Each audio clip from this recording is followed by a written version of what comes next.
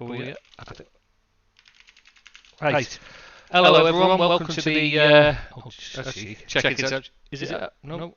Now it's up. Sorry. I was a bit previous then. Right. Yeah. Oh, God. Yeah. So, hello and welcome to See You Next Thursday's Christmas. I was going to say special, but it isn't. Let's be honest. It's not very special. Let's be honest. There's nothing special about this Christmas, is it? It's just a mess again. Anyone that's listening, and apologies, we've not had time to prepare notes or anything because I've been trying to reset up all the settings and stuff. So we'll just have to play it by ear this time. Anyway, we know where we've got to start, refereeing. So Yeah, absolutely. who wants to take it on this one? Well, I'll start you off if you want, because Really? I've been a bit pessimistic about the refereeing this year. It started off really well, but over the last 3-4 weeks, maybe 5 weeks, it started to deteriorate, and it culminated in what can only be described as a debacle in the Liverpool game at the weekend. There was crazy decisions made between referees and VAR over some really strange incidents in the Liverpool-Tottenham game. First of all, there was a tackle by England's captain, Harry Kane, that I think we'd all agree, and every other pundit agrees, was an automatic red card. Now, the referee never gave the red card, he gave a yellow. VAR never got involved, they must have looked at it. But everyone could see it was a clear red card. That was the first instance. Then there was an incident with Jota, who took on a man, stood still and got barged down in the area. Everyone saying, and everyone knew, definite penalty. VAR never got involved again, and the penalty wasn't given. But the worst part about them two decisions that I'm going on, and don't get me wrong, I'm no big Liverpool fan, but what happened was the referee's statements after the game about if Rodwell had been standing and he'd have caught him, he would have been sent off. What a stupid thing to say. He'd been an ambulance if his foot had been planted. Exactly. It was a disgraceful decision. And then the Jota one, he seemed to say, he stood still and was looking for it. I don't care whether he was looking for it or not. If you're taken out in the penalty area, which he was, it's a penalty. And I just couldn't understand them decisions. Well, let's go back over them. The Robbo one, the foul, his red card, I don't think anybody can, anyone's got any real argument. It is one of those, it's an orange, sometimes they're given as yellow, sometimes they're given as red, and nobody argues either way. It's one of those. I thought it was a red card. I would give it a red. I had to give him a red. No, I'd agree with you. For me, it was a red. It was a stupid challenge. He come out and said, apologised, he shouldn't have done it and all that. So, not a problem. But like I said, in some matches you have seen them where, because it's not actually hurting anybody, it's just tripping him up, basically, just taking his legs out from under him like you do when you're tripping someone up. So, I have seen those given as yellows, though I would personally give it as a red. So, no argument that one. And he had just been kicked in the head as well. You've got to remember, he had just taken a blow to the head. So, you don't know how, whether he was angry in that. So, he might have deliberately gone out to take him out because he just... I think he did. Yeah, that's what I mean. I'm saying that was probably a revenge, in which case it would make it a definite red. Because retaliation is a definite red. So, not a problem. I'm just trying to explain my thought, why I'm saying that I would have leaned towards red rather than the yellow. That's all I'm saying. Sorry. Anyway, the one on him, though, There's no question it's a red. It's high, stud showing. He's gone straight through. He's nowhere near the ball, no matter what he said, and no matter what I've read someone on the Liverpool site even defending him, saying in real time it wasn't. I'm sorry, but you're lying. If you didn't see that straight away, if you didn't see that straight away and think that's a red card all day long, you just looked at him and went, Jesus Christ, he's lucky he jumped out of the way.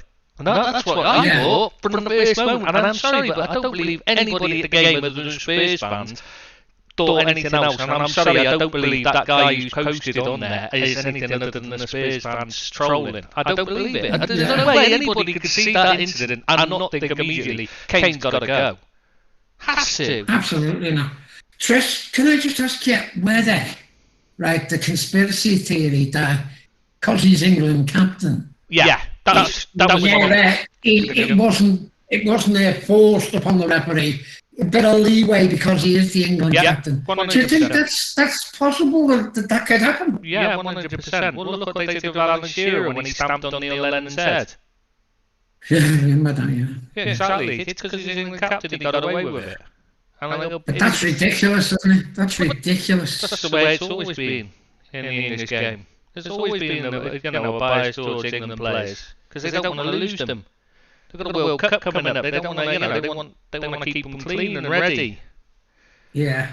But I mean, the other problem is that like you watch that and you think, well, VAR's got to when they see that again, they've got to see the only reason that's not a broken leg or ankle is because he's jumped out of the way of it. They've got to see that is exactly the same. There was other ones earlier this season. Harvey Elliott, for instance, wasn't even a deliberate one. That wasn't as bad as that. Yet, no. How was that dealt with? You know what I mean? Because it did the damage. It's like they don't understand the sport they're refereeing. The sport they're in charge of, they clearly do not understand it. They're not being taught to understand it. What are they doing at Stockley Park then, Chris? To not overturn that decision of the referee. Well, the problem is as well. You've got to remember that the guy in Stockley Park wasn't he a Mancunian? I don't know who it was, to be honest with you. I think it was Chris Kavanagh, wasn't it? I'm not sure, mate. I'm not sure. I'm pretty sure it was Chris Kavanagh who's a Mancunian. So you've already got. That's why the conspiracy theory starts. Because you're putting Mancunians in charge of Liverpool or Everton games, or Manchester City or Man United games, and then immediately people are going to think, well, they're under pressure as well for their decisions.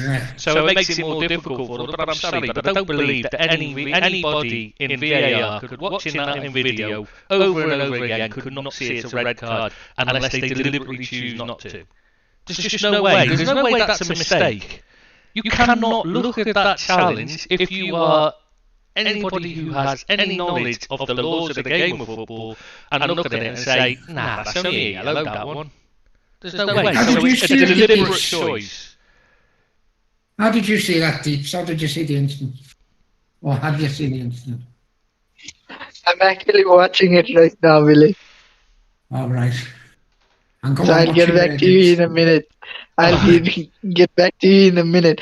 But one thing that I don't think is acceptable is the VAR not actually even considering, not just in this game, in general, most of the incidents, and then the refereeing body coming out with honestly useless and horrible excuses for the referees, because it's easier for us to accept that, okay, the referees missed it or didn't see how hard it was or how conflicting it was, how dangerous it was in real time. Okay, it's just it just happens in a moment, maybe they missed it, but to have the access to all the camera angles and then come out with those excuses is just unacceptable. I think it's almost crime against it's crime against football fans. It's corruption because they're covering it up. The minute you start covering things up, it becomes corruption rather than a mistake. Because now you're deliberately defending, you're covering up a mistake. Becomes an issue. It's not so much the mistake that's the problem. It's a bit like what happened in Hillsborough. It's not so much the fact that what happened. Yeah, that's terrible. I'm not trying to say it isn't. But the worst part of it was the way they lied and covered up and tried to protect, tried to shame the victims rather than, just coming out and saying, shit, we made a complete and utter bullshit. And, what they should have done is apologise. And this is exactly the same thing. You've got to, you make a mistake, you've got to own up to it, like Robertson did. Yeah. I mean, there's just no way that's, that you can't look at that incident and see a red card. Just no way. What do you think about his excuse at the end of it? That if his foot had been planted, it would have been a sending up. It would have been a sending up because his leg would have been broke. Exactly. That's it. It's his season over, isn't it? Because that's his ankle gone. Or a career, yeah, absolutely. Well, possibly. If it's a bad enough break, it could have ended his career. Yeah. And that's why it has to be. You could see, he saw that Kane was going to go for him. That's why he jumped. He was out of control. He left the floor. He was out of control. And that's why Robertson jumped, because he knew he was going to be done. So what they should be saying is, well done, Robbo, you saved your career there, lad. Yeah. But instead, they're busy making up excuses to cover up their own mistakes. It is corruption. You can't put it any other way. When you start covering things up, even if it's an honest mistake, when you start covering it up, that becomes corruption. It's tantamount to match fixing, because they're deliberately changing they've now deliberately altered the result. Right. Let me just bring in another facet of it that has been talked about. I certainly felt it. Jurgen Klopp's reaction. Yeah. And the referee's reaction to Jurgen Klopp. He seemed to take an instant dislike to Jurgen Klopp. Jurgen was back in his man, obviously. He was not happy about the decision. I don't think anyone was. But the referee then ended up having an argument with Klopp and ended up booking him. This is a bit later, of course. But did you think it had something to do with his dislike of Klopp? Whether it's because he's so vociferous and he shouts a lot on the thing and will tell you, if he thinks you're wrong, he'll tell you. Do you think that could have something to do with the way the referee acted? No, I thought it was just because he's an arrogant prick who knew he'd done the wrong, got the decision wrong, and knew he'd done it, and he absolutely 100% knew, and he just didn't like being told so. Because that's when you react like that, you start being an arsehole, because you know you're in the wrong, but you can't back down, because then you're accepting you're in the wrong, you know what I mean? Because Klopp was livid, wasn't he? Rightfully so. He was absolutely livid. And, you can't have your players getting that sort of injury. Especially this time of year, where games are coming thick and fast, and suddenly you're down one of your key players who's just coming into form as well. Because if he's excellent up until he's sending it off. I haven't heard anyone say that the referee might have got it wrong or the VAR. Everyone's been up in arms, whether it be pundits, whether it be presenters on the football shows, ex-referees. They've all decried it. I'm just wondering what's going to happen to the referee. Because they're in charge of themselves, and that's where the problem lies. That's why you've got them. I mean, the Jota incident is another one. It's so blatant and obvious that, like, a guy who's in control of the ball, it's not. He hasn't dangled his leg out to make contact where there wouldn't be contact. He's in control of the ball, and he stops. That's what you're allowed to do. Yeah, you can change direction, you can stop. That's how you do it. That's how you beat a man with the ball at your feet. Sometimes you see them on the wing. They stop it, then they go again to try and get, to get a yard of space, don't they? You see it all the time. Yeah. And if someone swats into him and pushes him to the floor, then there's no argument. I thought that was another terrible decision. He just took him out, didn't he? He just, he lost control and took him out. It wasn't a dangerous tackle, but he just barged him, knocked him right over, and he was off balance and couldn't recover. And it was a clear penalty, wasn't it? I think everyone knows that was a clear penalty. Yeah, I mean, there's not really an argument about it. No, but things affect. We've all talked about the way incidents can affect football matches. If Kane gets sent off there, going back to the Kane incident, Liverpool win that game, don't they? Exactly. It's a walkover, isn't it? I think it'd have been a walkover anyway, yeah. But yeah, they can determine seasons, they can determine matches, they can determine managers' futures. They've got to get them sort of decisions right, haven't they? It's just not on. Well, it's not even a difficult one. That's the thing. Yeah.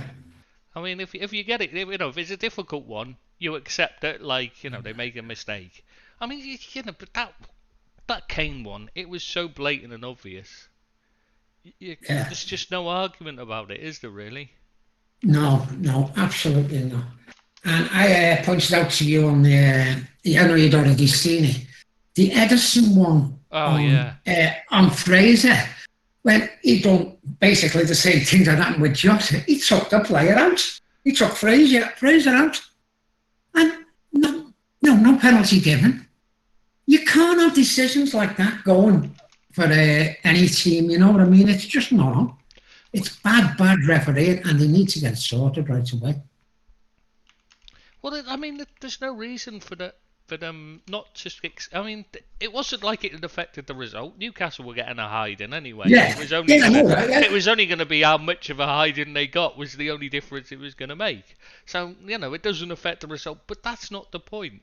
It's not a difficult decision. Again, I've heard people saying some of the ridiculous comments about the ball wasn't there for him. He wasn't getting the ball. It doesn't matter. There's nothing about there's nothing to do with that. No. If somebody drags someone by the shirt 20 yards away from the ball, is that a pullback? Is that a foul? Yes, of course it is. because it's a foul. It doesn't matter where the ball is or if he's got control. If somebody punches someone off the ball, does that not count as a foul now because he didn't have control of the ball? Is that what we're saying? Because that's what they seem to be suggesting. Yeah, it's a ludicrous thing. It's just defending the indefensible, isn't it? I know. See, I thought it was a very good game, actually. No, for the neutral, it was a really entertaining game to watch. But all the after-match talk was about the refereeing rather than the game, which was a very passionate, good game, you know what I mean? But there's just things that are wrong that's got to be put right. And VAR are doing themselves no favours whatsoever, are they? I just don't understand how you can possibly have a VAR system that can't see that. That's just silly. It is silly. That's why I'm saying it becomes match fixing when they're not seeing things like that. When they're missing something that's like 50-50 and you're thinking, is it or isn't it? Okay, yeah, you can understand they're not sure. And they just say, well, we'll go with the on-field referee. I'm fine with that. But when it's a decision like that, at the very least, you've got to tell the referee to go and have a look at that. At the very, very least. That's if you're pushing it a bit. You're trying to, you don't really want to put your oar in, like. But if they're not prepared to actually overturn decisions that are clearly wrong, then we may as well just fucking scrap VAR. It's not working anyway. It's shit. Let's be honest. But to be fair, it shouldn't have even gone to VAR. The referee wasn't a man away, was he? He could see what happened. Everyone on the ground seeing what happened. He shouldn't have even been a bone of contention. He should have been off straight away. Only one card could have been played then. That was the red one. Well, yeah, unless you're Tierney. It's unbelievable how that decision came about. I mean, you can't. There is no way of defending a referee on that. Or either referee, the one in VAR either. I mean, surely the technician sat there should be saying to him, "Have you seen? When the VAR guy is saying, I think, I'm gonna let that go." Surely they should be saying to him, "Have you fucking looked at this? Have another look. Go and have a look have at the another monitor." look." Yeah. But I'm You saying need if to the go and have a VAR, look at the monitor. that's just no way. I mean, but the cover-up's the worst thing about it. That's what really I agree with you. I agree with you, the cover-up. That is what really pisses me off. If they come out and say, "Oh yeah, shit, we should have seen that," referee's got to be. We've got to give him a telling. We've got to give him a talking to. He's got to do better. We can't have that. But You know, this just there's just no excusing what happened there with both those decisions. Yeah, absolutely. I couldn't agree with you more. And as I say, you know, I'm not biased against Liverpool. I know people will say I am, but you know, they got really shafted there, didn't they? And as I said before, if Kane goes off and they're down to 10 men, they're not good enough to hold Liverpool. No, that's a simple. Well, the best they'd have been hoping for, really. Then, if Kane goes off, is it hold on to a point? But it'd be a holding on for a point for the entire 90 minutes, wouldn't it? Well, whatever. Of course it would have, yeah. Because there's no way, and even then you can't see it. They weren't good defensively. You can't see them being able to defend the lead. No. But it's. I'd like to say it's water under the bridge. I'm still struggling to write the review. I just can't think of a way to put it politely. No, it's. I think everyone's condemned him, haven't they? You know, the likes, the pundits, even the Tim McCallagher said it was a red card, and he defends referees all the time. And you know, it was just a stupid decision. It's a terrible decision, but the problem is nothing's going to change. They'll be making these same stupid decisions next week as well, or whenever the next games are played. Because let's face it, we don't know when they're played. The problem I have is this isn't the first time Kane's got the benefit of a ridiculous decision that they've then explained away afterwards, the PGMOL, against Liverpool. And that's when it starts to feel like a conspiracy, like they're against you. Because they're going to keep doing this. And it is always Kane as well against Liverpool. That's the thing. They're the ones that it's always when Tottenham are playing Liverpool. Why is that? That they make up these ridiculous... Because remember the last one, when he scored, he was clearly miles offside. Yeah. And he said he wasn't offside because somebody else got a toe to the ball when it was going through. But he was already offside before he got a toe to it. So it should have been called before before that happened. Yeah, that's when you get trouble starting when things like that happen, you know. It's just totally wrong and it's got to be put right. But I don't trust them, the officials or VAR or anyone to do anything about it because I've lost all faith in the refereeing system. And you've got to scrap PGMOL. That's the only answer that can be. You've got to start again. Find some other way to do it. Yeah. I've been saying it all along that they're the problem. So, but it's getting worse. I know. Totally agree with you, Trish. And I just don't see any way you can come back. I mean, Mike Riley's just a joke. Oh, what's Deep's doing? What's that? Deep's getting a tickle there or something. I'm not sure. What's going on? Sorry, my bad. If you're going to have sex, can you turn the mic off first? Only Billy will get jealous otherwise. I'm a very jealous guy, actually. Well, it's been like 40 years since his last one, so... Hate to say this, Tris, now that we're almost 30 minutes into it, but you actually didn't even introduce any of us. I think everyone knows now. Yeah, your household names now, Deep. No one needs to be introduced. Actually, yeah, you're right. Yeah, it is only Seamus and Billy, so sorry. Apologies for those listening. We've got Seamus O'Deeps and Billy today. Sport Billy. And me. Billy Jeans. Who am I? Seamus O'Deeps and Billy Jeans. He can't wear jeans at his age. Old people aren't allowed to wear jeans. It's just wrong. They are, you know. No, God. You're just ageist. Right, what else are we going for today? Well, so far the only thing we figured out afterwards, because obviously this is a bit rushed for time because of the setup issues, was we were going to talk about whether they should do a break. Yeah. for COVID, for this COVID thing. See, it's going to be a bit of a debacle, isn't it? It's going to be games cancelled, fans still travelling. They're cancelling them as the supporters are travelling, which is none. The expense they're going to. And, I prefer a break, I'll be honest with you, I would. Let people regroup. If they want to close down, it shouldn't be closed down anyway, as far as I'm concerned. Because it's not as bad as what people are saying, this new variant, the Omicron. No, it just spreads. It's transmissible, but the effects of it aren't that bad, especially if you're vaccinated.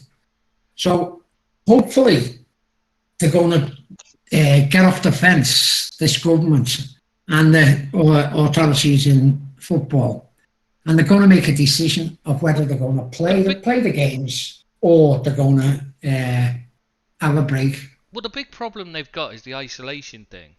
They've got anyone who's been in contact with someone with this weak version is having to isolate, which is ridiculous. Just the first thing that should be done is let's scrap that and just get on with it. Because it's not going away anyway. So, when most people are vaccinated, and those that haven't got vaccinated have chosen not to get vaccinated, so surely it's up to them. And let's just get on with it now, because we can't keep just living like this. Lockdown's killing millions around the world out of starvation every time they do something like that. It has to go. We have to get back to normal and live with it. I mean, they had this with when the Spanish flu swept around after World War One. They had people, telling people to wear masks and stuff. It didn't work then because it doesn't work. Masks do not stop a virus. I mean, why are we even? Half these rules are just nonsense. They're just there to seem like they're doing something. So, right. What would you say about the passport then? What's the point? About the vaccination passport, to let anyone in who has got his vaccination certificates. Why? What difference does it make whether the vaccine? It's up to them. Well, it means that they're not going to get ill with the Omicron. If you 90% or 90-something percent, the people who have got the triple jab do not contact it. Yeah, but even those that haven't got the triple jab aren't getting ill with it. It's a cold. You know what I mean? That's the whole point. Is they're testing positive, but all they're getting is a slight cold. So it's one of those things where it's just this is just a panic attack over nothing, because they just seem to want to be. I don't know. It feels like they're just kind of putting on more power grabs. This. Like in Australia, where those provinces in Australia, areas in Australia, where they had like a nightly curfew during the early bit for no reason that I can understand. Because what difference does a curfew make? It doesn't go around only at night, so it's not going to stop it spreading anymore. They just haven't got a clue what they're doing, so they're making up the rules as they go along, and it's just become a nonsense now. I mean, but I have a problem with having a break because they've got no idea how long it's going to take to sweep through the country anyway. And if they start having everybody, if you have a break and people aren't mixing in together, it's going to take longer. Do you think that some clubs would take advantage of the situation? Well, it clearly are. If they've got 3 or 4 players injured, or well, look at Man City. They clearly took advantage of it. They've got a huge squad. They didn't need to have a break. But when they were having a bad run, they had a game called off. That's why I'm saying it. Do you think they are taking advantage? Yeah, 100%. I think so. I'm 100% positive City cheated to get that break, because they hit a bad, they hit a bad patch. Let's just get a game call, let's get a break and get ourselves sorted and that. And you only have to look at Spurs. I mean, I've seen people say, the Spurs fans claiming, oh yeah, but our players were tired because they'd had bollocks. They'd had 2 weeks off virtually. They'd had a bloody holiday. Yeah. It's people are always going to look on that side, aren't they? Because of things that have gone on in the past, and I don't know whether teams are taking advantage. I'm not sure on the City one, to be honest with you. But what I'm saying is, if you're a team in a relegation struggle and you've got a couple of injuries, are you going to say, oh no, is there any proof that you've got to have to show the FA that these people... Yeah. But... how well is it policed? Yeah, how do you know it's their tests? Yeah. I mean, and anyway, the testing's so fucking crap. You know, it's not that good. How do we know they've got the right results anyway? Yeah, it's a very difficult one. I can see the people's concerns are, but you know, all the pubs are open still, so you know they're not that concerned, are they? Otherwise, they close everywhere down. Well, I know it's a financial matter, but exactly. They've said, you know, in Scotland, where they've said we'll shut down after Christmas. Well, what fucking good's that? It's either that bad you need to shut down immediately, or you get on with it. It's not that bad. Which is it? It can't be both. I agree with that. Yeah, it's just ridiculous. Yeah. They need to change. You know, they need to really they've got to rethink this whole thing. We can't keep going on like this. It's time at some point has got to come where we just get on with life. Yeah, I suppose you're right. You know, they're talking about a new wave's going to come. They're having a fourth booster jab in places. Yeah, exactly. Now, and it's going to be one after the other, isn't it? It's going to be. This is the Omicron. Every few months. You'll be able to have a booster. There'll be another one, another variant. And it won't, as you say, it won't make any difference because it's a virus that's mutated, so it's not the same. But you know, you're not having the booster for the same virus that's now going round. So it's a waste of time. Yeah, I can see why people think that. It's exactly why it annoys me with the flu jab. More people die from having a flu jab than die from flu every year. But I had mine. Yeah, but like, you know, they panic it. They force people into doing it, panic them into doing it. They frighten them into having it when there's actually no real reason to have one. Yes, you might catch flu. You know, you're taking a risk. If you don't have it, you're taking a risk. You might catch flu. But if you have it, you're taking a risk that you might catch flu still anyway, because it's a different version of the virus than the one that you're being vaccinated for. It's not the same. It's mutated, just like COVID's doing. You know, so they're constantly finding that the vaccine doesn't work now. But I mean, This is what I don't understand. Why are we having a booster, the vaccine that's now no longer effective? It needs to be a different vaccine, surely. If that's how's it going to affect us the way it affects Championship clubs, League 1 and 2, operates on a week-to-week basis at times with financial restraints they've got.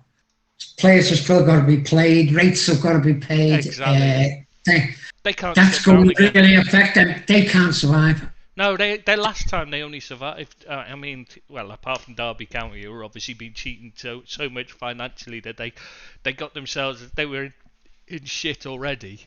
But apart from that, like most of them, the only reason they survived really was because they got handouts from the government and the Premier League. So they can't do that every time. I mean, they can't keep doing it. You know, because the Premier League's going to be losing money as well if this keeps happening. You've got to get on with it at some point. I mean, it's been 2 years of this shit. You can't just keep doing it. I mean, I don't know the answer. I know what you're saying. The answer is just to carry on. I don't know. I'm not 100% sure on that. But I can certainly see your point. Well, when it all started, what they told us was this is what the experts said before they discovered, before they realised they could make billions out of having a vaccine. You know, before they realised how much they could make out of having a vaccine that doesn't really work that well, so we can just boost it every 6 months or 3 months now. Some of them are saying. Yeah, so before they realised how much they could stand to make, their expert opinion was the only way to deal with it long term was herd immunity. I'm not saying that's what I think. I'm saying that's what the experts were saying at the beginning. Yeah. As soon as they realised how much money was in the vaccine, that suddenly changed. The experts were suddenly saying, "Oh no, herd immunity isn't the way to go. We need to get everyone vaccinated and that." Sorry, but it just doesn't work. Every study that's been done on it has shown that natural antibodies are better than the vaccine. You know, having caught it, you're safer than if you've had the vaccine. Yeah. So, you know, you've got to... You can't just keep going on with like this. At some point, we've got to say, enough's enough. I mean, all the people are benefiting is Big Pharma. Let's be honest, these Glaxo Wellcome and all these, whoever the ones are that are producing these vaccines, they're the only ones that are benefiting right now. As soon as this Omicron variant got announced, their share prices went through the roof. Everything else, every other share price on the stock market nosedived. But people like Glaxo Wellcome and all these others, you know, all these ones that make the vaccine, whoever they are, I can't remember. Pfizer, that's it. People like that, theirs shot through. Absolutely shot up. It's corruption again, isn't it? You know, we just talked about corruption in football. Yeah. It does, certainly in politics, we know that. And we'll just have to see how that goes, really, because I can see a lot of games over the holiday period being cancelled. I just hope they do it in, you know, a good manner and stop people travelling before. Either the game's going to go ahead or it's not going to go ahead the day before. I think they've got to make the decisions to stop people travelling. If you've got 2 kids and you want to go and watch, say, Liverpool against Leeds or whatever, you sort of travel and you buy your seats, and you don't want the expense of doing that and travelling for it to be called off, like happened at the weekend. I mean, you're halfway there, you know. Just I hope they do it with a bit of dignity and a bit of planning and say, you know, don't travel. We're not going to be playing this game, or the game is definitely going ahead. Yeah, that's the other thing. Is it definitely they have to think of a way to to get this out ahead of the call-offs. You know, so people aren't travelling too early and stuff. Yeah, especially the long travellers where you're coming from London to Newcastle or something like that. You know. Yeah, exactly. If you're travelling up to any team travelling to Newcastle, pretty much is travelling a bit of a distance these days in the Premier League, because there isn't any local teams to them, is there now? No. So you know, that has got to be sorted out. But as I say, I don't think it's going to be any time soon. They're going to sort it out over the next few weeks. I mean, I think it's going to be disruption right through the Premier League and most of the leagues. And I'm afraid some clubs are going to find it really difficult to survive over the period. As far as that's the worrying thing, is there's clubs in real trouble for money that are just going to get in worse trouble, and we could end up seeing quite a few collapse because they can't. Nobody's going to be bailing them out. There's not going to be any furlough for workers and that, is there, this time? No, I don't think so. It's a really worrying time for everyone. Yeah, absolutely. Really. Yeah. Right, what's your thoughts on Ferran Torres signing for Barcelona, Chris? That's a good one, yeah. That it's a bit of a surprise, wasn't it? I mean, he seemed to be their only striking option, and yet all of a sudden he's been, he had an injury and then he just never got back in the team, did he? After returning to fitness, which is odd. No, I think he's a better player than Jesus himself. I'm not a fan of Jesus. Well, he scores goals as well. Yeah, it surprised me that coming out the blue for me, and he's going to go unless he's actually said he wants to go back to. Yeah, he wanted to go. Spain. Well, it wasn't bothered. It wasn't so much Spain. He just wanted to get out. He wanted to go and play. He wasn't being left on the bench. I mean, would you? And let's be honest. He's playing Phil Foden, who's a drunken bum, and Jack Grealish, who's a drunken bum, ahead of him, while he's training hard and putting himself, putting in the effort, and these 2 pricks are getting in ahead of him. I wouldn't want to stay there. Well, that's another bone of contention, isn't it? Come up over the weekend, Foden, who I like, comes across as a nice guy. Yeah, I think he comes across as a very nice guy, and very talented. We all know he's super talented, but he had the problem with Greenwood at the England camp, didn't he, Foden? And now he's had this trouble with going on a night out and not being fit. Basically, he was still drunk when he turned up to training. And Pep, all good by him. He disciplined them. Well, Pep had Ronaldinho with the same problem, and he got rid of him. So Right, I can't yeah. see him putting up with this, because it disrupts the rest of the squad. But you've got to remember, this isn't the first touch, particularly with Jack Grealish. yeah. This is, I mean, there was lots covered up when he was at Villa. Yeah, there was. Lots covered up. They were paying off people left, right, and centre to keep things hushed up with Grealish because of the trouble he was in. Everyone knows about it, but how can you prove it? You would think that a club of Man City's stature would go into a signing and go into his background and all that and think, hang on, this might be a bit of a bad buy for 100 million, wouldn't you? Well, that's the thing. It's not only is he not good enough, really, in my opinion. I don't think he's that special a player anyway. I don't understand what they saw in him in that, on that respect. But his personality, his off-field, attitude, and the way he arses about and gets into trouble and stuff. It's the kind of thing. I mean, surely you think they'd learn their lesson from Benjamin Mendy. There was whispers about him before he signed being a bit of a problem. Yeah. But it wasn't like, I mean, nobody was saying he was a rapist. Let's be honest. They were saying he was a bit of a problem. You know what I mean? He was a bit of, Yeah. He's not a guy you'd want to, you'd want around you. He's a bit of a playboy and that kind of thing. And there was a lot of issues. And from the moment he got there, he's been, there's been problems with him at City. Do you think Pep would say, we don't need another problem child? Yeah. Because they feed off each other, and that's why he got rid of. I mean, that's why he got rid of Ronaldinho, because he was feeding. People like Messi were hanging off him, and it was exactly the same. It was exactly the same with exactly the same now. They brought in Foden's already having a few issues. Why would you bring in a bad influence around him in Grealish? Yeah, I understand that. Yeah, 100%. It does seem extremely stupid, and I don't understand the thinking, especially when you're paying that amount of money. I know City can afford it, but even so, they don't need him. That was the other thing. They didn't need him. He's probably the one the one position they've got so many players for. They didn't need a signing in that position. They needed a central striker. Forward, the centre forward, Yeah, why did they buy? And the more you think about it, the more stupid it becomes. But to be fair, Pep's never been, in my opinion, anyway. I think it's always been his weakness is his transfer policy. It was awful. Right. Do you remember it at Barcelona where he swapped Samuel Eto'o, one of the best strikers in the world, for Zlatan Ibrahimovic, and was it 60 million, something like that, something ridiculous like that?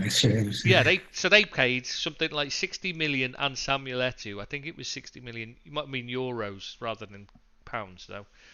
And Samuel Eto'o for Zlatan Ibrahimovic, who doesn't even play slightly the same way as Pep likes to play, even. Yeah. So it didn't even make sense from the fact that he's a good player. You could see how he'd fit into the Barcelona system. And Eto'o had cleaned up his act, was working really hard. He was desperately trying to impress himself on Pep. The rest of the squad had actually begged Pep to keep him the season before, when he was going to sell him the season before, because of how well he'd worked and how much he was trying and how well liked he was and how he cleaned up his act and he was working on, because he was one of the ones that was he got a bit led astray with Ronaldinho and that, out partying and that, but he'd started working hard. You saw what he did with Inter Milan after after the swap, winning the Champions League, playing on the wing for Mourinho, and he was tracking back. He was, he was brilliant for them. He was probably the key player when they won it. Yeah. So it's just and then he goes to Bayern and he takes over the best team in the world and he turns it into the best team in Germany. It's like. And it's not, it's not like they had a lot of competition in Germany at the time, really, because everybody else was pretty much bankrupt. So, Yeah, and then he's come to City and he's spent what, $500 million, something like that, on a defence alone before he could even get. Fullbacks alone, you mean? Sorry. On fullbacks alone, half a billion on fullbacks alone. Was it just fullbacks? Right backs and left backs. Really? Was it just that? I didn't realise it was just that. I thought it was the whole defence. My God, that's even worse, isn't it? Oh, come on. It was just me trying to say most of the funds on defence is actually spent on fullbacks. Yeah, he does buy a lot of fullbacks, but then he doesn't seem to understand what a fullback does he? Otherwise, Kyle Walker wouldn't still be first choice. But, I suppose. That's his policy. Just if you buy enough players, eventually you will get one of them, right? Yeah, one good one. Yeah, get one good one. He struggled to do it, though. I mean, how many defenders did he buy before he got a decent centre back? Yeah. Oh, he did buy Laporte. He did buy Laporte as well. I was talking about Laporte. I mean, because before that, he bought players like John Stones. Let's be honest, he's not good. Yeah. But he's probably the best defender Billy has seen put on a blue shirt for Everton in a long while. I think he's got flaws in his game, but I think he's a good lad. I think but he can't defend. He's got good attributes. He has brain farts, and if he cut that out of his game, he'd be a top quality centre half. No, he can't defend. He's positionally awful. It's I think he's okay. No, I don't rate him at all. I'm sorry. I don't think he's a defender. He's a midfielder playing in defence. He's another one of those where he's there because he's good on the ball. He is good on the ball. That's why I like him. Awful defending. He's got no positional sense. He makes Tyrone Mings look like a good defender. No, it's just not for me at all. I'm really not a fan of him at all. Not as a defender. Very good on the ball, and I can see why Pep likes him. But yeah. No, if he was playing for somebody else, he'd be destroyed every week because he just can't defend well enough. I tell you what. I tell you what we could talk about next. Not just that, Chris. Not just that. If he was playing alongside someone else rather than Ruben Diaz, who can guide him through games, he would be getting destroyed like he was beforehand. Yeah, exactly. Yeah, it's just even for Pep. Yeah. Yeah, you're right. He's just not a good defender. He's a good player. As in a good footballer, he's not a good defender, and he's playing in defence, so that means he's not good at what he does, unfortunately. But I was going to say, I know what we can talk about. Sorry, go on. Oh, just before we move on, do you think City are now going to go after another attacker? Because surely they need somebody. They'll have to replace Torres. They just need bodies, yeah. So maybe back in for Kane. Would you go after Kane the way he's playing? He was bloody awful against Liverpool. He missed so many. It's not about you or me. Do you think Pep would? Because Pep is quite stubborn. When he wants someone, he does want someone. I think he'll go in for someone, but I really don't know. I wouldn't have a clue he's going to look on it. I think a better option would, in my view, be going after someone who is a bit younger, maybe Dusan Vlahovic from Fiorentina, or much better even choice. Alexander Isaac from Isaac from Sociedad. Calvert-Lewin. How about Calvert-Lewin? No, we're talking about. If he didn't have, but if he didn't have his injury issues right now, then maybe it would have been good shout. All joking aside, if he was, but I don't think he'd go for him because I think he would be amazing because City have so many players who can cross the ball, put the ball in, and Pep made that, opt for something different. Won't go for a player like that now because he got bit once with his Zlatan Ibrahimovic thing. I think he thinks every player who's good in the air is now Zlatan Ibrahimovic, and he doesn't want to buy them. He doesn't want to play the lumping game, does he? But there's nothing wrong with crossing the ball. Look at Jota scoring and Robinson scoring against Spurs as well. Header. You don't have to be big lumps to get on a header if it's a good cross. No, you don't. It just has to be a good cross. And that's Go on, Trish. What were you going to bring up there, mate? I was going to say about the Conference League, UEFA Conference League match between Spurs and Rennes, where it was when Spurs postponed it and they've awarded it as a victory to Rennes, which meant Spurs are out. Yeah. Just has anybody got any reason to think that that's a bad, a bad mistake, a bad call? Because personally, I think it's the right not call. great. By the way, I think it's not great. You know, if they're going to stop playing matches because of COVID, and now they're saying, well, we'll decide whether you deserve to have your game cancelled. We don't think you did, so we're taking the game off you. Now, is that fair? I don't think it is. But they hadn't met the criteria. They called off the game basically unilaterally. Oh, right. So they never... They called it off because of COVID, didn't they? Yes, that was what they said, yeah. Yeah, that was what they said. But I still think it's a bit hard. They've got, they're like... You have to play the youth team. But the issue is... Was saying. Why couldn't they play... But the issue... Oh, go on. Sorry. The issue right now is, I think many clubs are either willingly or unwillingly not following the protocols correctly, because from both UEFA and even the Premier League, if you have 14 of your registered players who test negative, then the game should in theory be going on. Exactly. But nobody is actually following that. And what they're doing is... for Spurs and Rennes, the issue is they have, as a rule, they have to complete the game before December 30th or 31st. Now, if you just keep calling all your games off, then how are you going to squeeze that game in between? Exactly.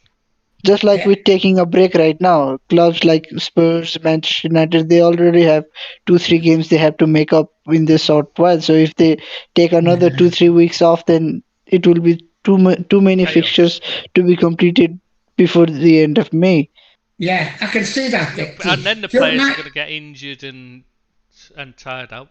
But it's not just that. The only thing I'm thinking is... It wasn't the number of positive tests that really had it postponed. It was because of who they said had to isolate because they'd been close contacts to them and they weren't vaccinated. I'm just thinking it could set a precedent that, teams are going to, who really, truly can't feel the side, are going to come under the same umbrella and be told that they're out of a competition. Could be Liverpool, could be Manchester City, could be Man United. You're out of the competition because you can't feel the side. Are they going to set a precedent? That's all I'm thinking. By doing it with Spurs. But they've set a precedent. They've told them what the rules are, and people are just trying to get them called off anyway. Like Chelsea trying to get a game called off. They know they're supposed to have if they've got 14 players, you've got to play. That's the rules. They didn't meet the criteria, and they still begged to have the game called off.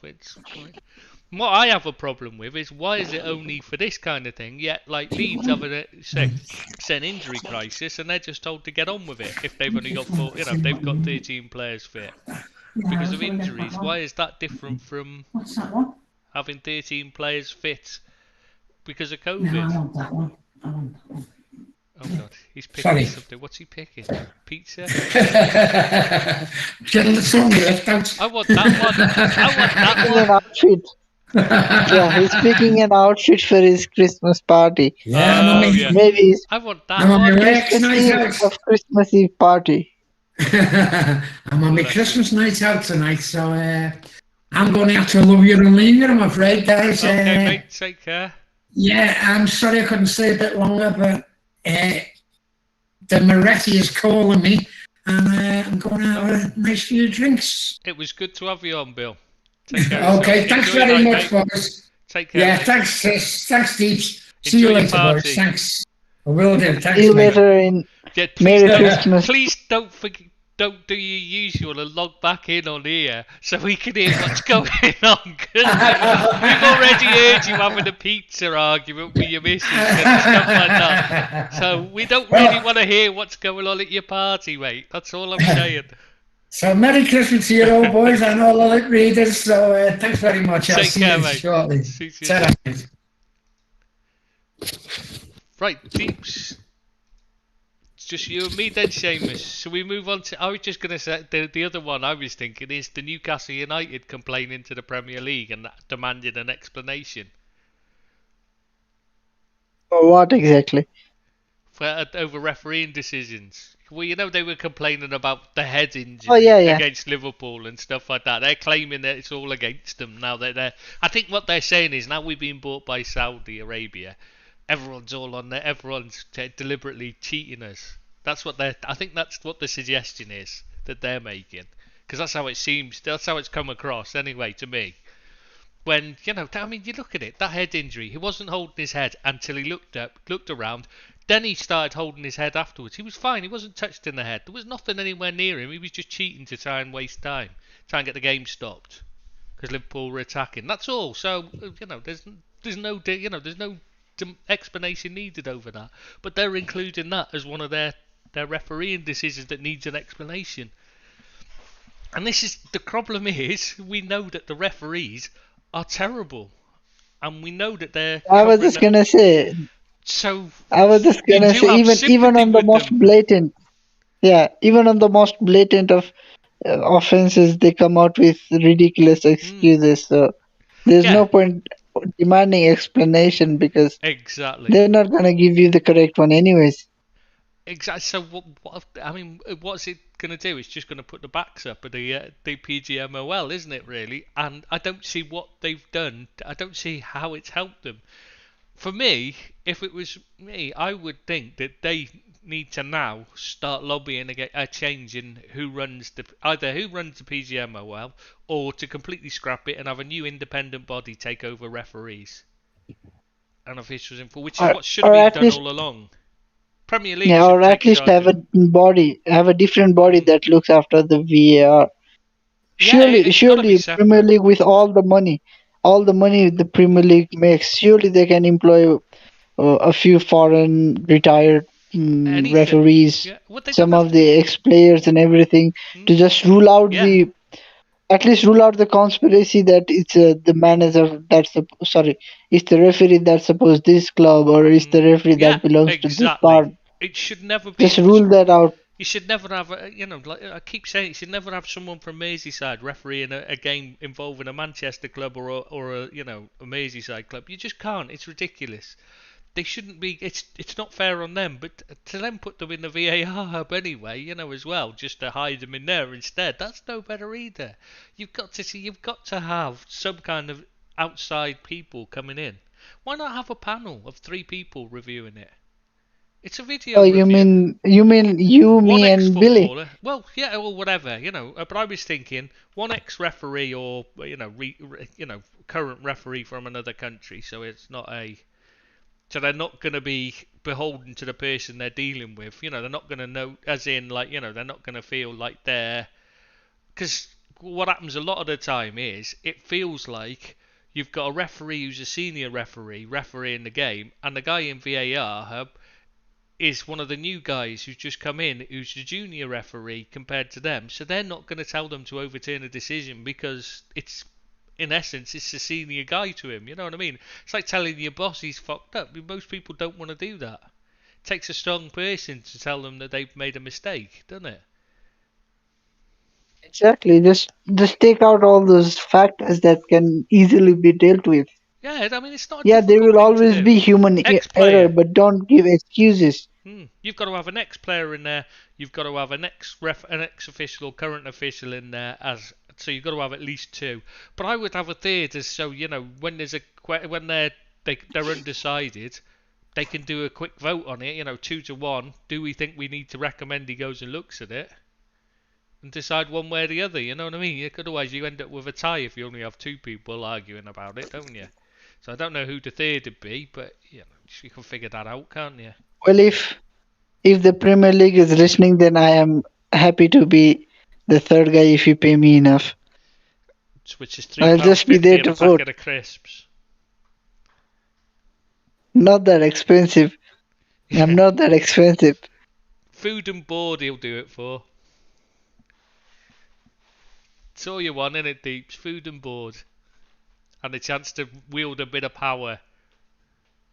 Yeah, and a very good Wi-Fi connection. That'll do me. Yeah. Right. Anyway, I don't think there's much more we can say on this one, is there? Is there? Move on to anything I'm just going to say trustworthy. there's one other thing I wanted to talk about. There's only one other thing I've seen. I don't know if you've got anything else, so you can talk about it afterwards. But did you see about the Bradford City trying to buy the cryptocurrency investors? WAGMI United tried to buy Bradford City, and they wanted to use non-fungible tokens as a model of ownership. Basically, what they were saying is they want to sell these ridiculous NFTs, which are just I don't understand why people want them anyway. People are paying millions for something that doesn't actually exist. But anyway, I'm not going to get into that. But people are paying, basically they wanted to sell them to fund, buying players so they could buy their way out of the league, buy their way up the leagues. I was like, yeah, and the Bradford chair's like, not a chance. I didn't want to sell the club anyway. But I just think it's a bit, I don't understand, I don't think it's the right way to go. But well, I don't mean, do you get it? Do you get this NFT stuff? Not really. So what you were saying is this, for simplification sake, they are gonna buy the club with things like Bitcoin, and they're gonna pay for player transfer and everything with things like Bitcoin and everything. No. It's not quite that. What it is these NFTs. They're basically they're tokens you buy that give you ownership of online. Sometimes it's offline as well, but usually it's online stuff like artwork, like pictures on the net that become yours. But they're online. That's even less. They're not real things that you can hold in your hand or hang on your wall, for instance. They're pictures online. You know what I mean? Or they're artwork online or things. It's a bit like when you say in games like Fortnite. I'm trying to think of what the big games are. Fortnite's one where they sell the different outfits for your player, and people pay money to have a different outfit for the player, for their character, so they make themselves look different. Yes. Those kind of things are basically what what NFTs in essence as well. So things like that, they were just basically going to sell them to raise the funds to then buy players. That's what they were looking to do. Yeah. That doesn't sound a solid enough business model for a football club. Well, it's who knows whether it's actually going to be a long-term success, these NFTs. People might start turning against them and want solid real objects again. A bit like, where CDs were a thing for a while, but now everyone's going back to vinyl. So, it's like people prefer that now. So, how CDs now? Has anybody seen a CD for years? I haven't. Have you? Yeah, no one wants. Nothing new. Yeah, you just don't see them. You don't see new ones because they don't sell. People don't buy them. They don't just make download them. Yeah, they just download it on the internet. So, and that's in essence what you're doing with an NFT. You're owning a CD. You're owning the CD. You're not owning the actual what's on the CD. You're owning the CD's yours. That's what you're paying for, basically. So when people realise how stupid it is and what a joke it is, I can see the bottom falling out of that market in time. It's one of those. I think it's one of those short-term fads that just isn't going to live forever. In some way it will. Some bits of it I'm sure will work out, but the actual massive fees that are being paid now, they won't. It'll die out. It'll be just microtransactions because it's just not worth anything at the end of the day. You don't actually own anything. So anything you want to discuss, Deeps? Nothing jumps out as such. So what was this pep on about? I see you're nearly back to full strength anyway, United, so you'll be all right. We're almost back. What's this about? What's Guardiola pep on about a player strike for? I think it's more about player welfare and everything. So because he's saying he thinks there's going to be... with all this fixture congestion and the COVID outbreaks among various clubs, so players might just strike against have a strike against Premier League and basically give themselves weeks off. Yeah, but why say it? That's what I'm saying. If he doesn't think it's going to happen and he thinks there's no chance of it. Oh, I think he's just trying to make that happen by actually saying that, look, players, this is something that you can do. He's just putting the idea out into the universe so that someone might just run with it. I think that is what he is trying to do. Could be. Yeah, good point. I hadn't thought of that, Deep. Yeah. Yeah, that's actually that. Now that makes sense. Yeah. Yeah, because purely players are gonna bring that idea up when they have their own sort of convention or meeting or whatever it is with the PFA. Yeah, because they're all getting together again, aren't they, the players, to complain about the fixture congestion. I mean, it is getting ludicrous the amount of changes. The way they're running football, the way they're messing it about. I get that these players are fit and healthy and that, but that's no point. There's no point flogging them to death because of it. Because again, it's not like it was like people will say, yeah, but they managed it in the old days. Yeah, but they weren't having to run as much. They weren't having to cover the same amount of ground as they do now. So. And it was a different game, you know.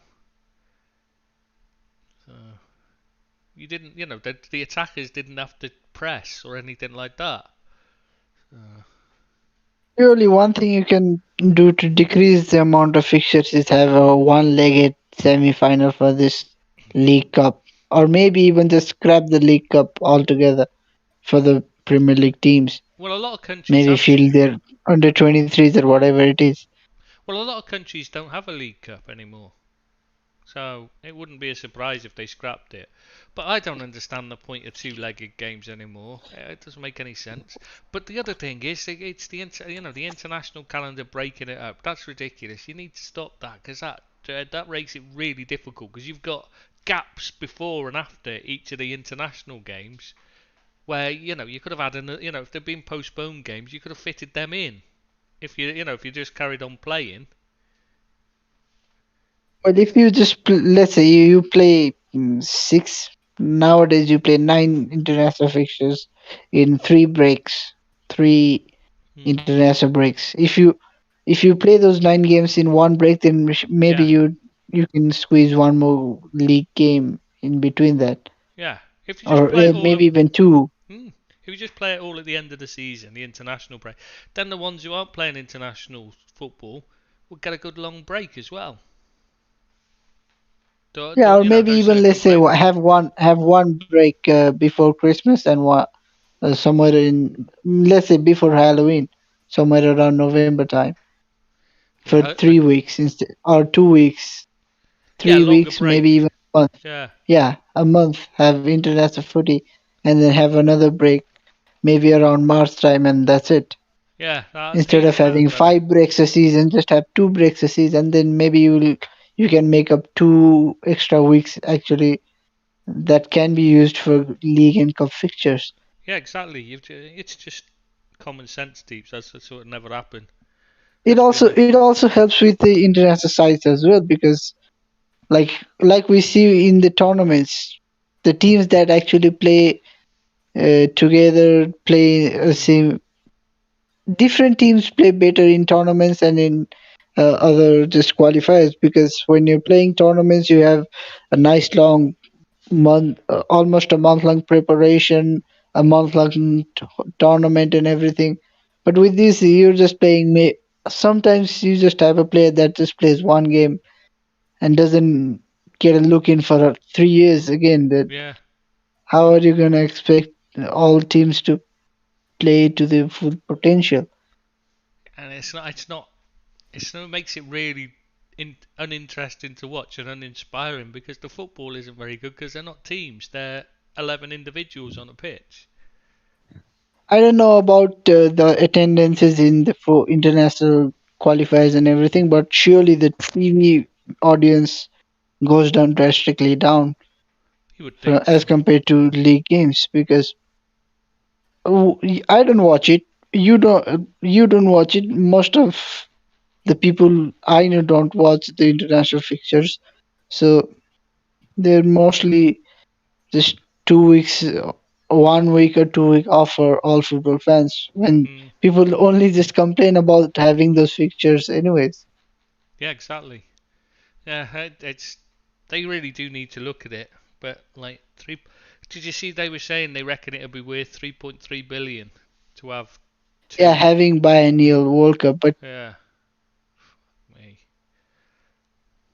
and also they released a figure saying what 66 or whatever percent of people actually prefer to have the World Cup every 2 years. Really? To that Which I will 100 just say, people did they ask? Was it just did they just go through the FIFA staff and say, "Do you want to die, Neil? See your to wages that could go up." yeah, like I was gonna say, to that I will say it was run by an organization that has long history of having corrupt people run it, Oh, i.e. FIFA. usual. How Yeah, can you trust something that's well, done by FIFA that was done to enhance its own idea? I mean, this is, but it's not it's not unusual because they always tend to find the result they want. I mean, look at all these years we had studies done on nutrition that are now being turned out to be false because they were paid for by the companies that wanted a specific outcome, like low fat's better for you. They forget to mention how much salt was in the food, etc.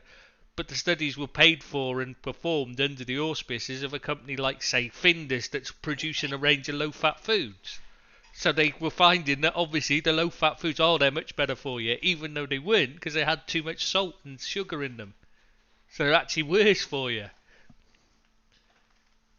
It's just the way it is. If you're running a study or a poll, you're going to tend to look for people that or result that favours what the end game you want to produce, aren't you? Surely there will be some level of that. It's just the way it is. It's unfortunately that's why you can't trust things. I remember when I was doing a course on sports and nutrition, I spent about 6 weeks trying to find any studies that weren't paid for by somebody, that were independent studies on what food to have, and I only found one in the entire time that wasn't set to, that wasn't set to be paid, hadn't been funded by a company like Findus, for example, or one of these others who were selling a range of low-fat foods on the back of it. So there was one I found, and that was a South African one because they didn't, at the time they were under apartheid system, and so they didn't have the big business interest in them. And their study found quite the opposite, that a higher fat content was better for endurance athletes because you need the fat in your system to burn off to keep you from losing muscle mass while you're doing your exercise. But that wasn't, that's something that you wouldn't see in any of the other studies because it just doesn't suit their thing. And that's the same with FIFA. You can't trust what they're doing because they want a particular result when they put together a poll. So they're going to pay for them to find that particular result. And if you're performing it, I'm not being funny, if you're being paid by a company to run a poll, you're not going to turn around to them and give them the wrong result, are you? Because they're not going to pay Nope, you. you ain't. It's as simple as Yeah, that. exactly. You're out of a job, mate. We'll find somebody else to do it then. Yeah, You Stephen's can't got. just trust the you can't trust the whatever experiment and Mm, research run by FIFA when no, the exactly. result they get is Not with gonna be Infantino in either good charge. for them or bad for them. So they're just gonna go for one that's gonna be good for them, right? Yeah, I mean, you can't trust Infantino because he's Sepp Blatter's protege. How on earth he's ended up in charge is just beyond me. How did he get away with that? He was part of it all, and yet somehow he's managed to work his way in and take charge. But I got to say, Stephen's got it right about what he's saying on the chat, the live chat. He said that if you're not a fan of a team in one of the big leagues, you're probably far more likely to think biannual World Cup is okay, and that tends to be in England anyway. It's mostly, if you look at the fans in the grounds following England, most of them are lower league fans because they don't get to travel around Europe with their team, etc.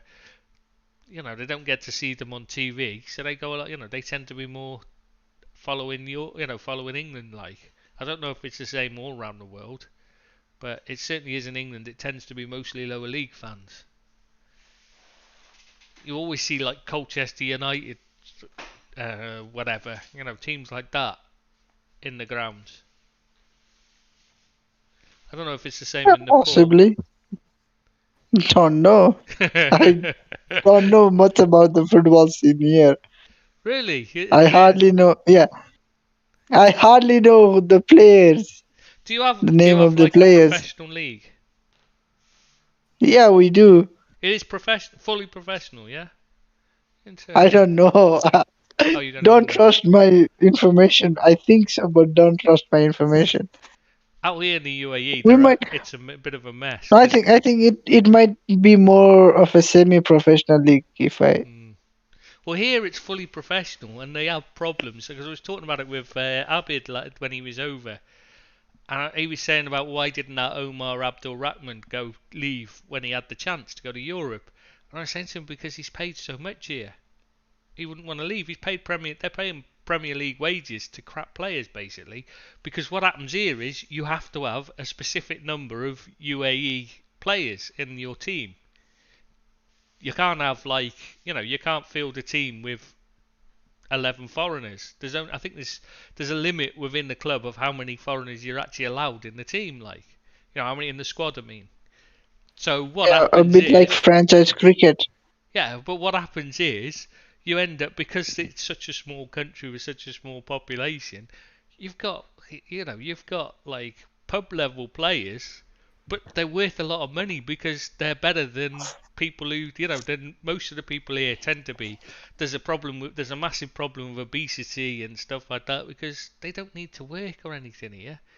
They get given a stipend from the government and a place to live when they get married. So why bother? They don't bother with sports. They don't bother working. They don't have to. They get enough money to live on well, and I mean really well. So they just don't bother doing anything. Most of them. So that reduces the pool of people who actually want to take part in sports down massively already. So when you've got one that's half decent, like the Abdul Rahmans, who were Yemenis anyway, they weren't even Emiratis in the first place, is the thing. They're being paid monster wages because they're so much better than the other players around them, and the clubs aren't real football clubs. They're not like they're more like what Newcastle United is now, where they're a plaything for someone. But the sheikhs here it'll be a different sheikh owns each of the clubs, and they use them, and they're more like social clubs rather than football clubs, if you see what I mean. They're just a way of getting. They try and the youth teams are run to just try and get kids off the streets and doing exercise. That's all they're there for, really. They're not there to actually bring through players, and this is why their team's been absolutely hammered in the Arab Cup. So they're going to have a big look at what they can do. But basically, they're just making it easier to get citizenship at the moment for anybody who is an Emirati. So that might increase their pool of available players and stuff. Sorry, I don't know why I got on that. I was just thinking how different it's weird considering how different it is to England, where everyone pretty much plays it as a kid. As here. Here too, playing football as a kid is quite common, but I don't think the football scene is that lucrative. So nobody actually, not nobody, but broad stroke, nobody actually goes into football trying to make career of it because it's not that lucrative and Yeah, would it be it's difficult? hard. Not many players actually get to go Yeah, out from the country and into more lucrative leagues. So, yeah, yeah. There's not like it's not like you're going to get many scouts there, is there, from European clubs or whatever? So, the chances of you actually going anywhere are very small, I would think. Do you know, I was reading some because I've been doing research on the 1950 World Cup for an article, and I was reading something about India, how they pulled out of the 1950 World Cup. The story at the time was it was because they couldn't play barefoot, but that's not true. That wasn't why they pulled out. It was because they wanted to concentrate on the Olympics instead, the Olympics football, because they had a good team in those days, India, and I wonder how much that's affected the entire area because at that time they were one of the top, they were one of the better teams in the world. Not the top, top tier, but I mean they were in there, they were competitive against the top teams. You know what I mean? I wonder if they'd what you're saying is, if they'd have actually in an competed in, alternate universe, yeah, yeah, in if an they'd have not alternate pulled out of universe, the 1950 World Cup, football would have been such a much bigger thing in the in your area, like the Indian subcontinent, like because they'd have been competing in World Cups rather than taking part in Olympics, which, as we know, it didn't take it isn't become a big thing in the Olympic tournament. It's because they prioritise Olympics over the World Cup. They've left themselves miles behind, and then they've never, it's never recovered in India, has it? let this be known to you, Trish. Football is far and away much more popular in Nepal than cricket is, or Really? was, Cricket is becoming more and more popular because you might be surprised to know it, but we are comfortably in the top 20 cricket playing nations in the world. How many nations are there that play cricket? Is there 20? I I don't think there are much more countries that actually take the game seriously, so 20 would be about right. So you're in the top 20 of 20 is what you're saying. Wow, that's impressive, mate. I mean, you must be Maybe. so proud.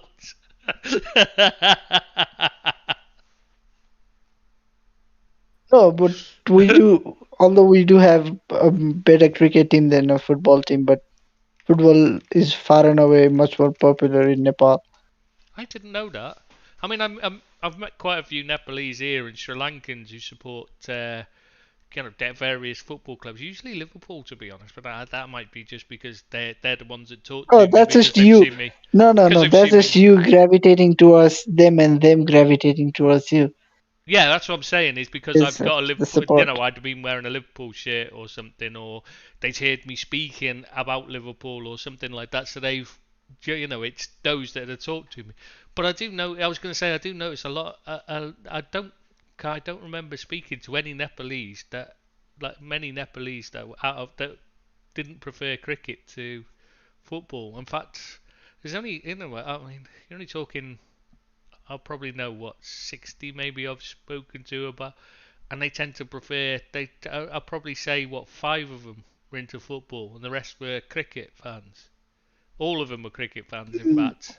So I'm surprised you say that football's a bigger sport there. I think it's changing because we're getting mostly we were getting poor at football and better in cricket, so Yeah, that does always make a difference. it makes people more comfortable to talk about what you're doing better in as well. Yeah. Well, you always see. I mean, at the minute England do well, there's a lot more England fans around. It's just natural. It's the way it is, isn't it? Yeah, you're more likely to talk about things you're happier and proud about than things that make you angry and a little ashamed. Yeah, exactly. You don't want to, unless you're moaning with a fellow fan, fellow fan of the sport. You're not gonna, you don't tend to talk about it with people you don't know, do you? Unless you're proud of it, like. That's why football fans tend to gravitate together at the same club. You always hear them, even when they're a little club, a little club, they've all, you bump into a fan of their team when they've gone on holiday, so they think that there's fans of their team everywhere around the world. But it's not that. It's like you were saying, they just gravitate towards each other. Yeah, somehow you just find a similar, like-minded person. Well, it's the same. My dad always used to say, when you buy a car, before you buy a car, you never see that car anywhere on the roads. The minute you have a new car, the moment you sat in it, you suddenly notice they're everywhere. You pass them everywhere, and you think, they're really common. And it's not that they are become more common. It's because you just never noticed them before. Yeah, you take more note of that. Yeah, and you don't notice the other cars. Suddenly, the other cars you don't notice. You just notice the car you've got. So. Yeah, exactly. Yeah, because I hear it a lot from people like Leeds fans in particular. They seem to think that they're a huge club around the world, hugely supportive club around the world, and they might be. I'm not saying, but I don't see it myself. I don't see, you don't see people wearing Leeds shirts about very often, compared to teams like, say, Man United, for example. And Man City's getting worse as well, it must be said. Sometimes they have, in their fan zone here, sometimes they nearly have as many Man City, they have a Man City fan zone in Abu Dhabi. Sometimes they have nearly as many Man City shirts as they do as the other teams. Sometimes. So even there, they don't have many fans. And most of the people who wear the shirts don't know who Man City are. They just wear the shirts. Are we still live? Yeah. Which time they will get more popular, because they're growing. They will get. Yeah, they're growing, and they get shown on TV much more often nowadays than 15 years ago. Yeah, and they're talked about all the time. Yeah.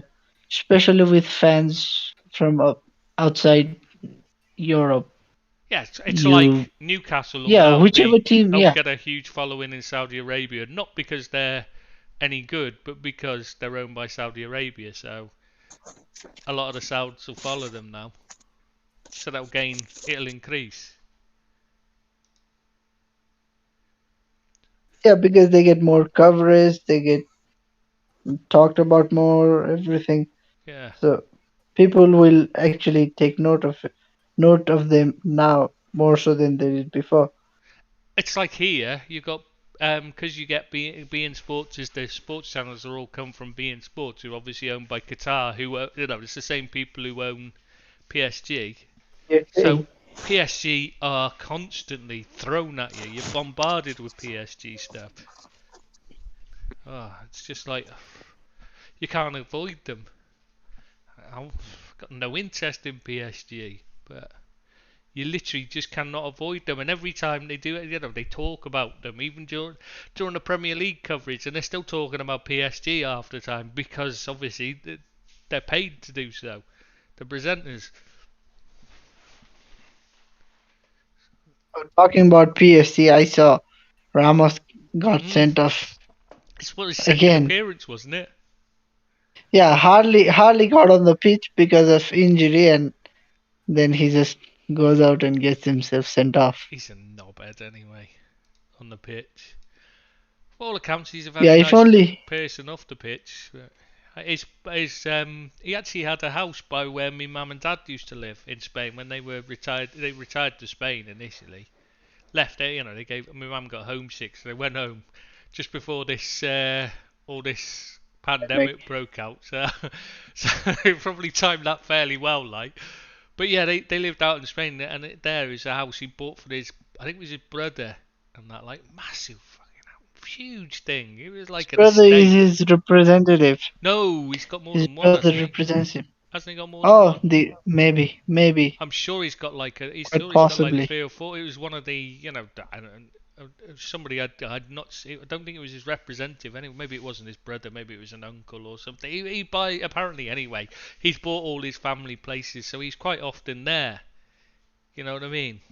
He quite often popped down, like. So, yeah, it was in the next village. He's a good player as well. It's just that he gets Is he that himself. good a player? I think he's alright, but I don't think he's as great as he's made out to be, is what I should say. I've seen him claim to be the best defender in the world at times, and I don't think he's ever been anywhere near that. Ever. He is more likely to be best player that plays in defense than ever be best defender, but you get my point, right? Yeah, he's a good player that plays in defense. He's not necessarily the greatest centre back ever. Yeah, because he like some do bring his name up when they talk about great defenders. Yeah, and he can't defend very well. That's why he makes so many rash challenges and stuff, because he's always out of position.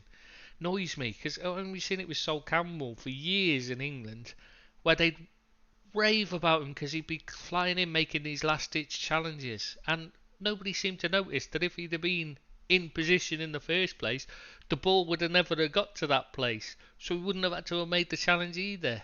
Wasn't it Maldini who said, if I have to make a tackle, I've made a mistake? Yeah, he's accredited to have said this. So. Yeah. Now there's a defender. Brazy was another one. Loved watching him. Probably before your time, though, weren't it, Seamus? I hardly caught the latter years of Maldini. Maldini retired just as 85. Yeah, but he retired before 2010, so I wasn't that deeply into football before that. I was just a casual before that. Casual? You need to be careful saying that. You do know that means a football hooligan, don't you? That's what casuals are in England. Did you know that? Hooligans? Yeah, the hooligans. That's what they call the casuals. Oh, didn't know that. Yeah. Every podcast is a learning day for me now. Yeah, so be careful when you're saying I'm a casual. Like. Yeah. No, I was. Yeah, you'll have the police will be listening in on this now and saying, oh, he's admitted to being a hooligan. We'll have him. Well, they won't. Obviously, probably not, because that'd involve somebody actually listening to this. And basically, it's just you that listens, I think, innit? And Stephen. And Bazza today, because he's not on it. Though he'd probably listen back. He listens back to it when he's on it. He records it, downloads it to listen over and over when he's on it. Don't you, Bazza?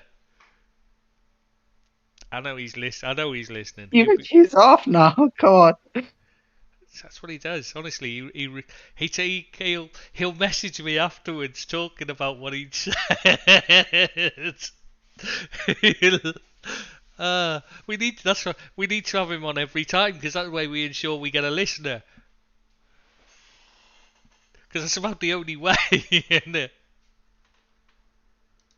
Yeah, I've even offered him to get him a new pair of headphones if he flies over to Kathmandu. Just get over here, hop on a plane, get over here, and get a new pair of headphones. He just makes excuses, Seamus. That's the problem.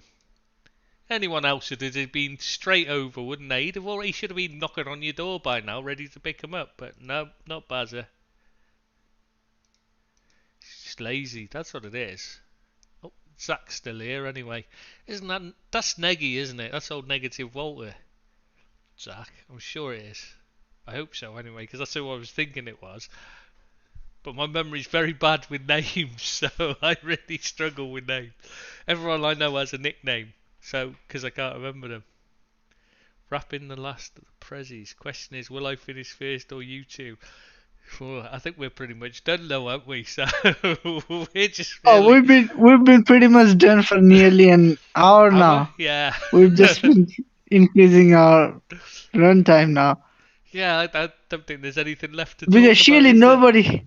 Yeah, surely nobody tuned into this podcast to hear me umming and ahhing about the football scene here in Nepal. Well, you might be surprised. You might have a big following in Nepal. Oh, no, not even my friends dare to listen to this. Don't even your family listen. I thought it was just me whose family doesn't bother listening.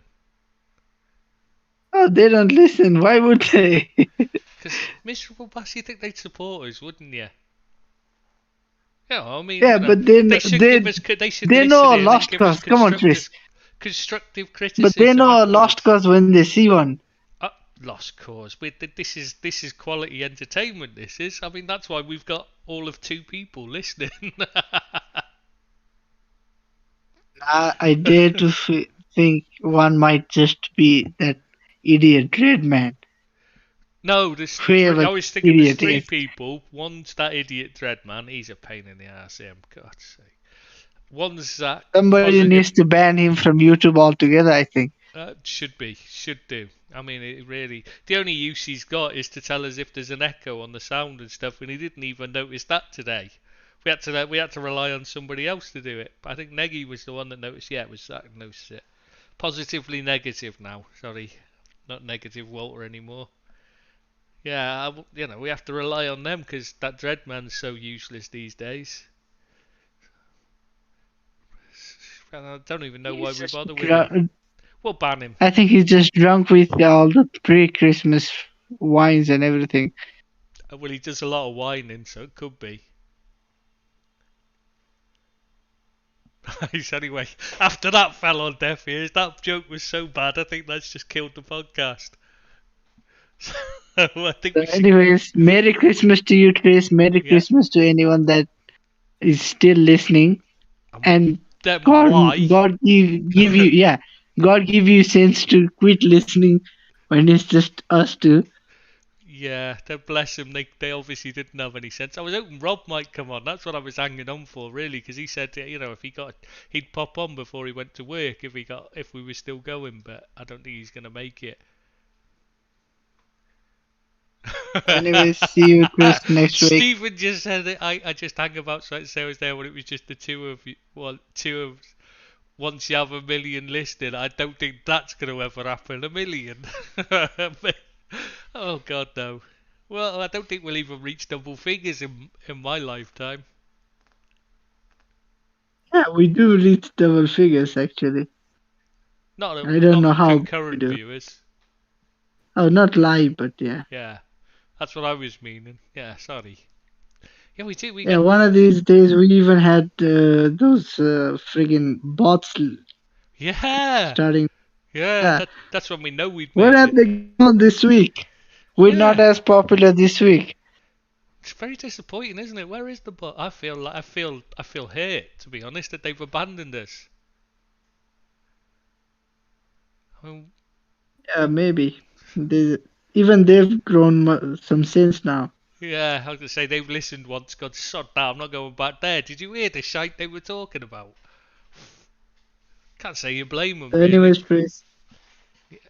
Yeah, Merry Christmas, Deeps. Take care and enjoy your Christmas. I don't know what it's like there, Christmas. I hope it's better than here. Let's put it that way. Oh, no, not for us. It's not. Christmas isn't much of a festival here. Yeah, there are for Christians it is, but not in the general. Yeah, because here obviously. So, anyways, Merry Christmas to everyone. See you next Thursday. Bye bye. Yeah, bye bye. Take care and Merry Christmas all. See you next Thursday. Maybe, probably. I don't know actually. Maybe not. It's off.